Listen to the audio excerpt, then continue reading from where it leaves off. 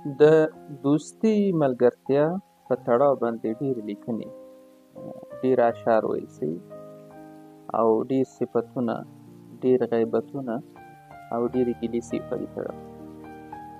نو ځکه خو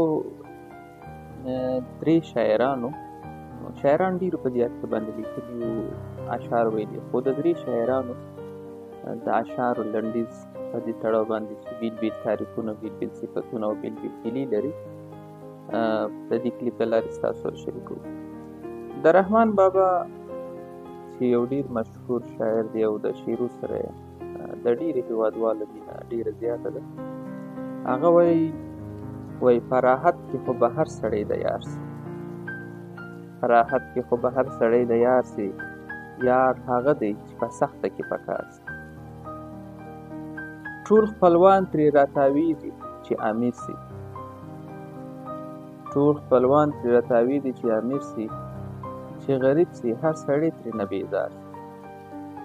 نو حقیقي مینه هغه ده ای رحمان، حقیقي مینه هغه ده ای رحمانه، چې د مزار سره د جوړ مزار د یار. د بل اړخه یو خوږ ژبي شاعر، د فارسي ژبې شاعر حمید عسکري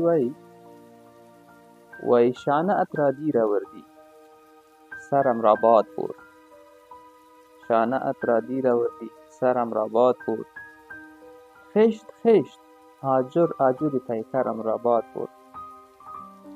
من بلوطی پیر بودم پای کوی بلند، من بلوطی پیر بودم پای کوی بلند، نیمم آتش سوخت و نیمی دیگرم را باد برد.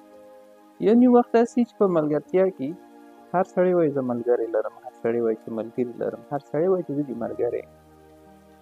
نو چې د ستونزې مشکلاتو په وخت کې هغه درته رسیدګي ونه کړي، هغه در سره ملتیا ونه کړي، نو هغه ته موږ نشو ویلی ملګری. د ملګري کلمه په ډېر باندې کولی شو چې وکاروو. ولې د رحمان بابا د شعر په تړاو هغه ویلي و یار هغه دی په یخ په سخته کې پکار. د بل ادرسه د دوستي او ملګرتیا په هکله بل شاعر بیا داسې وایي د دوستي او د یارۍ کیسې اوږدې دي، د دوستي او د یارۍ کیسې اوږدې دي، لکه لمر او د سپوږمۍ سره نږدې دي.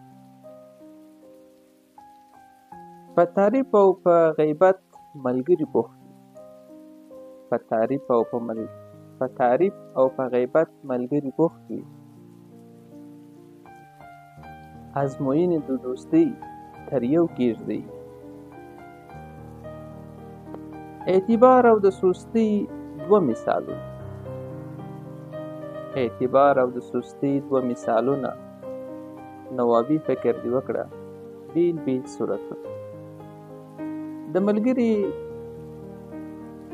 په شکل په صورت ډېر کسان شته چې ستا تر ګیر چاپېر راتاویږي، خو چې کله د یو اصل ملګري په تړاو باندې په هغو غږ کوي نو هغه بیا ورغه خالي کوي.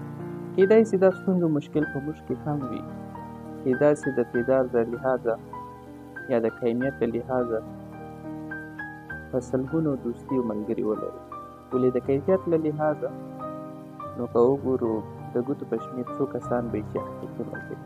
همدا کیدای شي د انځور په موږ کې کیدای شي چې کله د دوستي او ملګرتیا په تړاو انتقاد نیوکه کوو نو خپله هم په دې تړاو باندې موږ ملامت وبلل شو.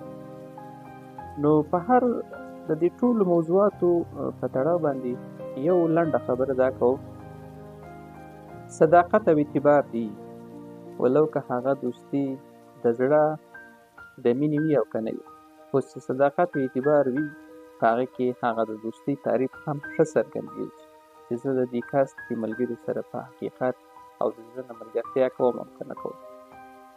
نو ښه خبره دا ده چې په ملګرتیا په دوستۍ په سلام علیکي کې د زړه له کومې هغه اعتبار وساتو. کیدای شي په هغه کې خوابدتیا رامنځته وي، خو حقیقت صداقت هغه څه ده چې هغه د دوستۍ اعتبار څرګندوي. ژوند ښکلی دی د ملګرو تر څنګ. په حقیقي ډول.